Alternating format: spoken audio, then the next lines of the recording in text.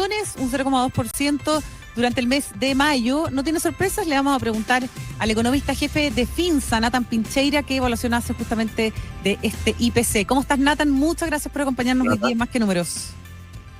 Hola Catalina, hola, ¿cómo estás, Patricio? ¿Qué tal? ¿Estaba dentro de lo esperado, según las proyecciones de Finsa, este IPC? Sí, yo diría un número bastante esperado tanto por nosotros como por el mercado y con muy poca volatilidad dentro de lo que fue el mes. Entonces, digamos, es como un dato que no debiese provocar o no debiese producir modificaciones en términos de los precios de activos, de las expectativas de decisiones de política monetaria, de la trayectoria que la inflación debiese tener, digamos, más bien durante todo el 2025 y parte de 2026. Yo diría que un dato que estuvo bastante en línea, incluso cuando uno hace la bajada hacia cuáles fueron las principales divisiones que aportaron al alza, las que fueron en contraparte, ¿no? Así que bastante en línea, después de varios meses en que en realidad teníamos ciertas sorpresas o el mercado estaba más bien dividido. Yo diría que este mes fue bastante homogéneo, tanto en las expectativas como finalmente el dato. Nathan, todavía no se incorporan las alzas de la cuenta de la luz, ¿verdad?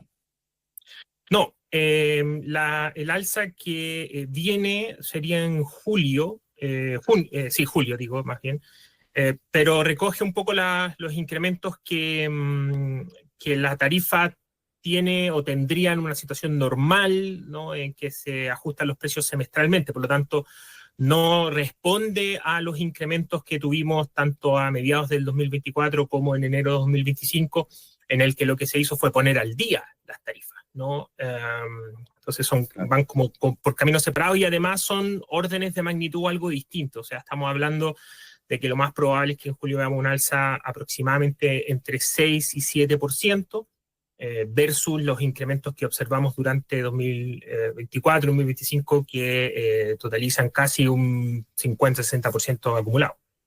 Ya, perfecto.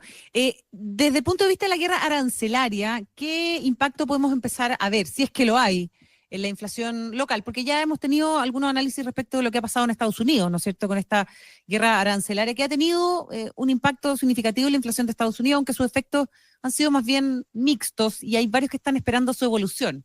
Acá en Chile, ¿qué lectura podemos hacer de este dato y este hecho en particular, Nathan? Sí, por el momento la verdad es que bastante poco. Yo diría que los efectos principalmente se pueden haber notado en, por ejemplo, lo que tiene que ver con impacto financiero o lo que tiene que ver con el tipo de cambio. O sea, no directamente sobre algún tipo de producto que importamos o algún producto que exportamos que en ese sentido haya tenido algún tipo de efecto producto de los aranceles o de la guerra arancelaria, que al final del día ha tenido bastante volatilidad, pero de punto a punto como que pareciera que no está pasando mucho. Y si tomamos aquello en consideración, de hecho, el tipo de cambio de punta a punta, de alguna forma, en vez de depreciarse como uno podría haber esperado en situaciones anteriores, no, ante incertidumbre global, el tipo de cambio, de hecho, lo que se ha apreciado, o más bien el dólar se ha depreciado, y eso ha impactado los precios en ese sentido hacia la baja.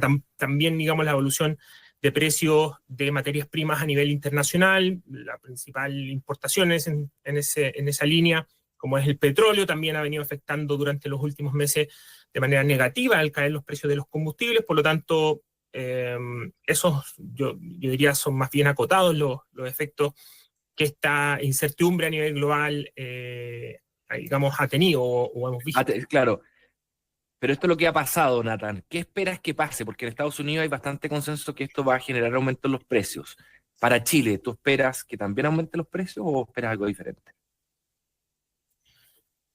No espero un alza producto de los aranceles propiamente tal. Yo insisto, los efectos hacia la economía chilena pueden venir por dos canales, ¿no? El primero, el más directo, más de corto plazo, es la moneda, ¿no? Es la valoración del peso frente al dólar, ¿no? Pero en realidad no solamente yo diría, aquí hay que preocuparse más del dólar porque nuestro mercado, nuestro comercio internacional, no solamente con Estados Unidos, por lo tanto también es importante lo que ocurre con el resto de las monedas, ¿no? O sea, si es que tenemos algún efecto contra el dólar, pero en realidad con el resto de nuestros socios comerciales las paridades se mantienen relativamente parecidas, bueno, el efecto se aminora bastante. O sea, no es un problema de Chile, ¿no? A diferencia de, por ejemplo, lo que vimos post pandemia y durante, digamos, en el estallido social y durante la pandemia. Eso por una parte.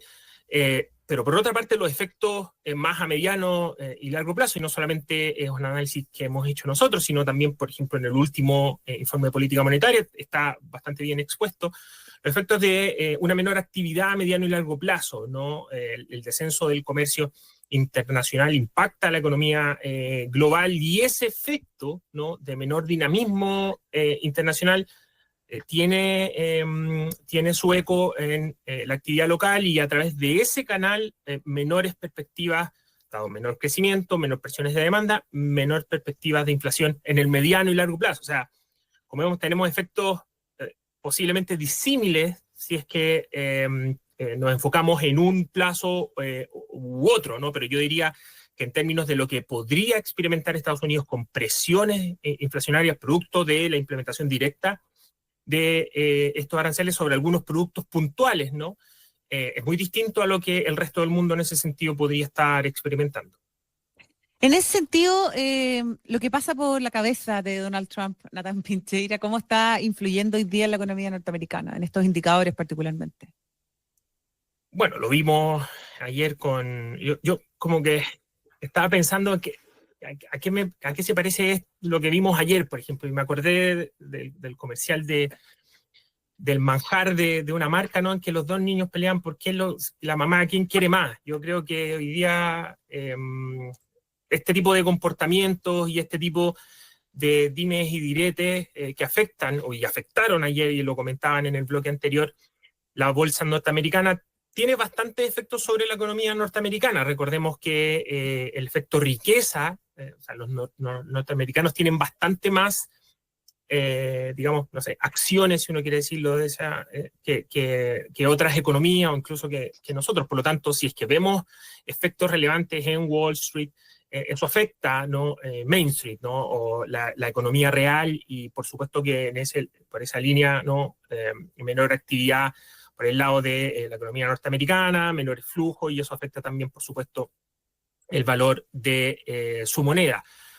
Cambian también las perspectivas en ese, digamos, que podrían afectar a la Reserva Federal, porque enfrenta hoy día un problema bastante complejo, en el sentido de que tiene, por una parte, la posible o no, y además que los órdenes de magnitud también son relevantes, de más aranceles después de las suspensiones que estamos observando por ahora, que pueden afectar a productos puntuales, y eso golpear, por supuesto, el IPC norteamericano. Pero por otro lado, los efectos posibles en actividad, que ha estado medio mixto los datos, pero que se pueden ver hacia más adelante, llevar a que la Reserva Federal sienta algo de presión por tener que bajar tasas. Por supuesto que Donald Trump en ese sentido no se hace mucho problema en ser bastante vocal sobre su gusto porque la Reserva Federal baje tasas más temprano que tarde, pero digamos, con este objetivo dual de empleo e inflación, yo diría que la Fed no la tiene tan fácil, más allá de que dentro de sus discursos, y además dentro de las expectativas de mercado, se espera que antes de fin de año pueda reducir su tasa aproximadamente, y esto porque cambia todos los días, pero más o menos 3 o 4 veces. En Chile tampoco está fácil, porque también se supone que quedan bajas de tasa, pero tenemos una economía más fuerte, y si bien la inflación ha cedido un poco, todavía estamos en el 4,2 y todavía llevamos harto tiempo sobre la meta y sobre el rango de la meta. ¿Tú crees que va a haber espacio de aquí a fin de año para que el Banco Central en Chile baje la tasa? Sí, principalmente porque si bien hoy día la inflación interanual se encuentra en estos niveles de en torno a 4%, y lo más probable es que se mantengan estos niveles durante todo 2025, hay razones bastante expresas de por qué esto ocurre, y tiene que ver con las bases de comparación de las alzas de tarifa eléctrica. Una vez que desaparezca aquello de la base de comparación, lo más probable durante el primer trimestre del año 2026, la inflación interanual va a caer de forma bastante brusca, ¿no? Entonces, como, digamos, esto no es magia, es cosa de poner los números y se nota rápidamente. El Banco Central hace política monetaria mirando la inflación proyectada a 2 años, y en ese sentido el mercado también ha sido bastante claro y ha reducido de forma importante sus estimaciones de precios, ya sea por el camino que hoy día han tomado los precios, por algunos riesgos que no se han ejecutado, por lo menos hasta el momento, principalmente relacionados con costos laborales, con las mismas alzas de tarifas eléctricas provocando otras alzas de precios dentro de la economía, y otros relacionados, por ejemplo, con tipo de cambio. Eso, por lo menos nosotros no lo hemos visto en ejecución, ha sido uno de los riesgos del Banco Central, que lo ha llamado a tener más cautela en lo reciente, pero al no venir ocurriendo, a las proyecciones estar ya anclándose de manera más definitiva al 3%, lo más probable es que se empiece a sentir un poco más cómodo, digamos, para empezar a reducir la tasa. Sobre una actividad más dinámica durante este año, principalmente, yo diría que hay que tener ojo, porque la tasa sigue siendo relativamente contractiva, poco, pero relativamente contractiva, y la mayor actividad que tendríamos durante el año, o por lo menos dentro de nuestra visión, el año 2025 pasa por un final de 2024 y un comienzo de 2025 bastante mejor al que esperábamos, muy enfocado por el consumo de turistas argentinos. El consumo del residente, por ese lado, o la inversión, no están mostrándose principalmente o particularmente dinámicas. Uno observa otros indicadores como los que conocimos también reciente durante la semana pasada, como el desempleo, ¿no? La evolución de aquellos mercados no han mostrado algún tipo de recuperación. De hecho, más bien nosotros creemos que en el margen el mercado laboral ha venido empeorando de manera marginal, pero digamos empeorando, no mejorando, y eso entonces no es un buen incentivo, no es un buen dato respecto a lo que podría ocurrir con el consumo de locales en el resto del 2025, de alguna u otra manera generando algo más de presión por el lado de la demanda interna hacia los precios. Eso, por lo menos hasta el momento, no es algo que estemos observando, por lo tanto, más allá de, no sé, si este año crecemos 2,4, 2,5, qué sé yo, que sería levemente por sobre el potencial, ¿no es cierto?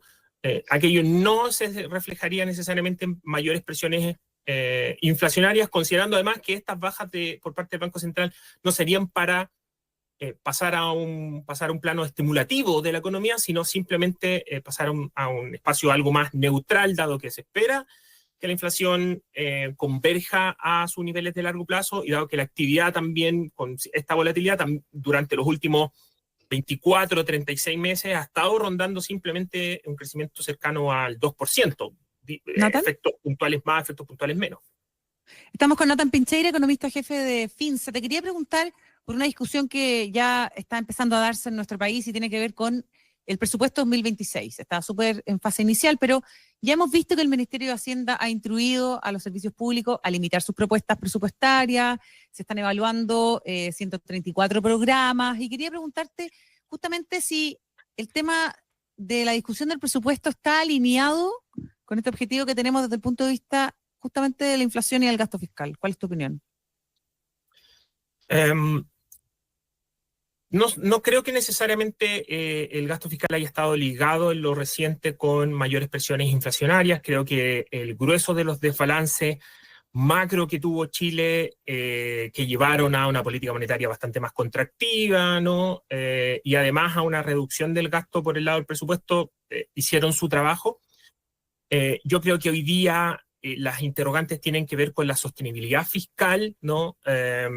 Con controlar los niveles de deuda, pero no solamente con esta parte, sino también con cómo quedamos expuestos, ¿no? Ante algún tipo de situación no esperada, alguna crisis o algún impacto nocivo de algo sobre lo cual tenemos poco control. Y en esa línea, más allá de lo que muestran los déficits puntuales de un año u otro, más allá de lo que pueda llegar a tener la deuda o no, no recordemos que gran parte de los déficits no solamente se han financiado con emisiones, sino también con una reducción del ahorro nacional, o sea, del ahorro del Estado, ¿no? A través de los distintos fondos. Entonces, eso también tiene que mostrar algún tipo de recuperación, más allá de los distintos efectos o esfuerzos que se pueden hacer a través del gasto, que yo creo que digamos, y de nuevo, no solamente en nuestro análisis, el mismo análisis que ha hecho el Consejo Fiscal Autónomo en términos de el menor gasto que debiésemos observar este año versus el presupuestado, lo cual afecta de manera inequívoca también las proyecciones de gasto para 2026 y hacia adelante, ¿no? Se ha retrasado la convergencia por el lado del déficit estructural, y eso también, digamos, tiene efectos respecto a esta sostenibilidad. ¿Por qué lo menciono? Porque, digamos, si es que Chile de alguna manera se vuelve versus o respecto a otras economías menos estable o menos seguro que lo que éramos antes, eso aumenta los costos de financiamiento, tiene impacto sobre el tipo de cambio, y eso de alguna otra manera tiene reflejos también dentro de nuestra canasta inflacionaria, y quizás a través de eso llegar a cierta inercia que durante los próximos años cueste un poquito más retomar este 3% de manera más consistente, ¿no? Pero creo que es un canal un poquito más indirecto y más de mediano plazo, más que los recortes o no que pueda estar realizando, en este caso, el Estado a través del gobierno para controlar también los déficits. Uh-huh. Bien, Nathan Pincheira, muchas gracias por haber estado hoy día con nosotros. Un gusto siempre escucharte, además con este dato súper fresco de inflación, analizando lo que viene para nuestro país en este sentido, y te agradecemos que nos hayas acompañado, que tengas un súper buen fin de semana. Gracias, Nata, buen día. Muchas gracias, ustedes también, estén muy bien. Chao. Gracias, nos vemos.